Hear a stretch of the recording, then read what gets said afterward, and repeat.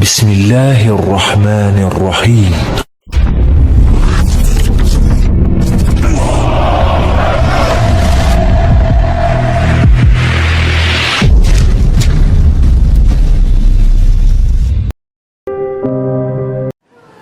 Bapak, Ibu, lihat tidak, dengar tidak, tonton tidak perkembangan Arab Saudi hari ini? Kalau tidak, saya sampaikan sekarang. Buka YouTube. Arab Saudi hari ini telah banyak mengharamkan, melarang apa-apa yang dulu adalah simbol agama Islam di sana. Sekarang Maulid Nabi sudah mulai diharamkan dan dilarang di Arab Saudi. Sementara Halloween dibenarkan. Tahu Halloween? Acara setan-setan, Pak. Acara hantu-hantu, pesta-pesta setan itu sudah dibenarkan di sana. Alhamdulillah. Pucuk dicintu, ulam pun tibu. Saya dari tadi berpikir manalah tisu. Ternyata kawan kita ini dah kasyaf dia. Terbuka mata batinnya, kayaknya butuh beliau ni. Masya Allah. Barakallahu fikum. Jadi kita lanjut. Bu, sekarang konser-konser musik digelar secara besar-besaran di seluruh negeri Arab. Dan yang paling terakhir membolehkan dan bahkan merestui, bahkan mensponsori musik-musik raksasa adalah Arab Saudi sendiri. Sekarang Bapak Ibu, poin kedua, Bapak Ibu sepakat tidak kalau kita sekarang sudah di akhir zaman? Sepakat? Bapak Ibu yakin kalau kita sekarang sudah di akhir zaman? Yakin? Ya udah, kita tutup pengajian kita. Udah selesai lah. Tujuan kita kan ingin meyakinkan Bapak Ibu nih. Kalau udah yakin semua, ngapain aja lagi? Kecuali kalau judulnya dikasih judul yang lain. Tujuannya apa? Kalau Bapak Ibu sudah yakin itu tujuannya apa? Tujuannya semoga Bapak dan Ibu meniru para sahabat-sahabat Nabi. Sahabat-sahabat Nabi itu, Pak, saking hebatnya Rasulullah meyakinkan mereka bahwa kiamat sudah sangat dekat. Sangat dekat. Akhirnya seluruh sahabat berprinsip, mumpung saya masih hidup, saya mesti mendapatkan pahala yang terbanyak untuk memperberat timbangan amal saya nanti di pada hari kiamat. Mumpung saya masih hidup, saya harus menjadi manusia yang paling bermanfaat. Mumpung saya masih hidup, mumpung belum kiamat, saya harus banyak menabung untuk tabungan akhirat saya.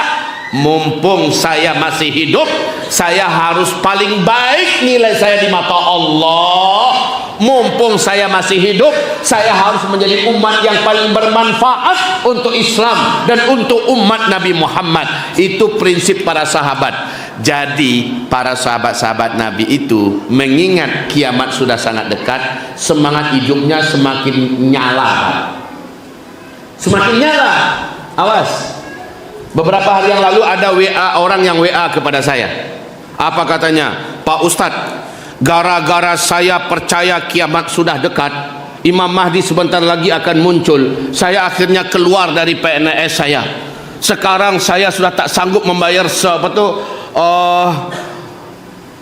biaya rumah, kontrakan rumah yang 1 tahun 7 juta, Pak Ustadz. Saya jawab, berarti Anda tidak lengkap mendengarkan ceramah saya.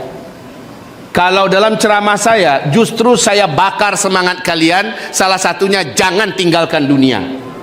Jangan hentikan pekerjaan kalian selama itu sumber nafkah kalian yang halal. Jangan tinggalkan. Tapi yang saya suruh adalah robah orientasi hidup kalian dari yang selama ini adalah untuk dunia, jadikan untuk akhirat. Dari yang selama ini cita-citanya pendek sebatas untuk dunia, berikutnya menembus lapisan akhirat, di mana cita-citanya adalah selamat pada hari kiamat, selamat di padang mahsyar, selamat dari api neraka Allah, masuk ke dalam surga. Ada kerjaan, bekerjalah dengan amanah, bekerjalah dengan jujur, makanlah rezeki yang halal, disogok enggak mau, menyogok juga tidak mau menyerempet kiri kanan, tidak mau korupsi waktu, dan juga tidak mau neka-neko, tidak mau bermain gelap, main abu-abu, tidak. Itu kalau punya pekerjaan. Kalau punya pertanian, kalau punya peternakan, bersemangat, saya harus mampu mengeluarkan zakat, saya harus menjadi pribadi yang kaya sehingga saya mampu mengeluarkan zakat, saya bisa berinfak juga untuk agama Allah. Jadi Pak, sahabat-sahabat kayak gitu prinsipnya. Karena kiamat sudah sangat dekat, mereka tidak mau menjadi orang yang tidak terkenal di langit. Ini prinsip para sahabat ya. Mumpung masih hidup, mumpung kiamat belum terjadi, saya harus menjadi manusia yang paling keren nama saya di langit. Allah menjadikan saya di daftar paling atas. Dan benar Pak ya, di dalam Al-Quran surat At-Taubah ayat yang ke-100, surat berapa Bu? Surat ke berapa? Surat ke-100. Surat At-Taubah, surat ke berapa itu surat At-Taubah? Surat ke-9 ayat yang ke-100. Apa yang Allah katakan di situ? Allah memuji seluruh para sahabat Nabi dengan pujian yang setinggi-tingginya, dan Allah menjamin seluruh sahabat di situ masuk surga. Dan Allah juga menjamin siapapun yang meniru para sahabat, Allah juga akan puji orang itu. Allah akan ridho juga kepada orang-orang yang meniru tersebut. Dan Allah juga jamin mereka semua yang meniru para sahabat-sahabat ini, Allah jamin mereka semua pasti menjadi ahli surga juga kelak pada hari kiamat. Itu surat apa tadi? Ayat 100. Berarti para sahabat yang berprinsip mumpung masih hidup, kiamat sudah dekat, mumpung belum kiamat, saya mesti menjadi manusia yang paling bermanfaat untuk agama, paling bermanfaat untuk umat, paling bermanfaat untuk akhirat. Saya harus menjadi manusia yang paling banyak persiapannya, paling banyak bekal akhiratnya. Itu prinsip seluruh sahabat Pak. Ini ya. Sementara Masya Allah, tanda-tanda kiamat itu baru terjadi 7% atau 5% di zaman mereka hidup. Tapi di zaman kita, tanda-tanda kecil kiamat boleh dikatakan 95 sampai 96% sudah terjadi semuanya di zaman kita. Bapak mau tanya, ibu mau tanya di bidang apa saja tentang tanda-tanda kiamat, saya jawab semua. Bapak Ibu banyak yang sudah dengar kajian akhir zaman kami tidak di YouTube? Ada yang mengikuti tidak? Nggak mesti harus saya, bisa Ustaz Rahmat Baikuni, bisa Ustaz Ihsan Tanjung, bisa Ustaz Abu Fatihah Al-Adnani ya, atau mungkin saya sendiri. Wahai Bapak Ibu yang kami muliakan, saya sampaikan satu persatu. Apalagi bulan Ramadan ya, di bulan Ramadan itu saya menguraikan hadis-hadis tentang tanda-tanda kiamat yang sudah terjadi semuanya di zaman kita. Pak, Bu, yang mereka halo, udah makan malam semua?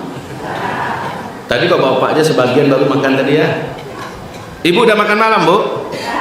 Udah. Oh Masya Allah, saya belum. Kenapa belum? Saya tadi baru makan nasi, makan malam belum.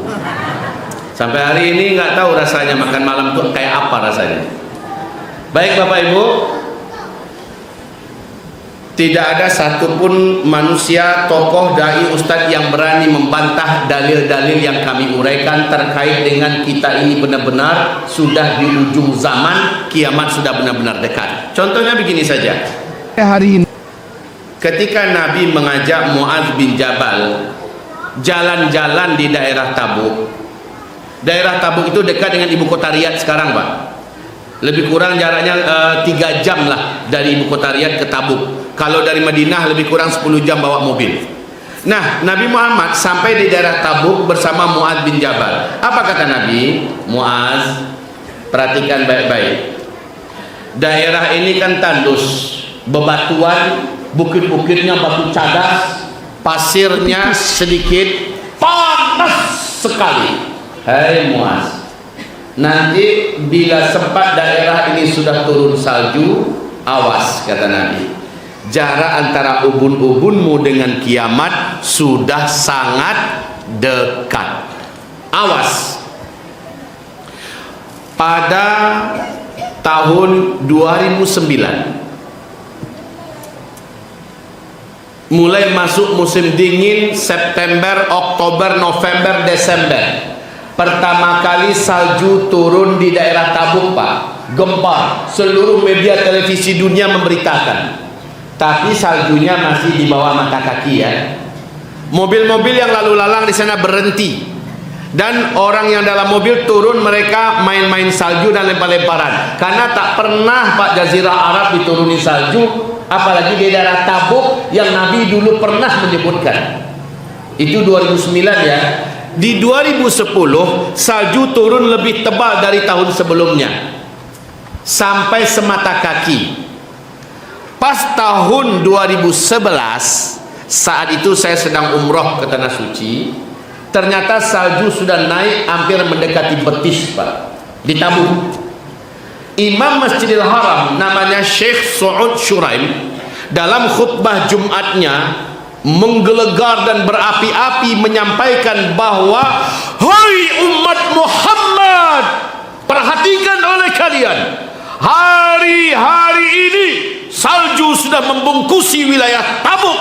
Lalu dia bacakan hadis, berarti antara ubun-ubunmu dengan kiamat sudah sangat-sangat dekat. Itu contoh satu. Sekarang Bapak Ibu mau tahu berapa ketepatan salju di daerah Tabuk? Sudah sepinggang orang dewasa. Tiap tahun salju yang turun di daerah Tabuk sudah sepinggang orang dewasa. Itu contoh yang pertama. Contoh kedua, Nabi berkata, nanti kalian akan kembali menjadi jahiliyah. Yang dimaksud dengan kalian itu orang Arab, khususnya Arab yang ada di dalamnya dua tanah suci, Mekah Madinah, akan kembali menjadi jahiliyah. Kamu akan melarang beberapa syariat Allah, dan kamu akan membuka pintu-pintu dosa dan maksiat. Bapak Ibu lihat perkembangan hari ini Arab Saudi tidak? Bapak Ibu lihat tidak? Dengar tidak? Tonton tidak perkembangan Arab Saudi hari ini?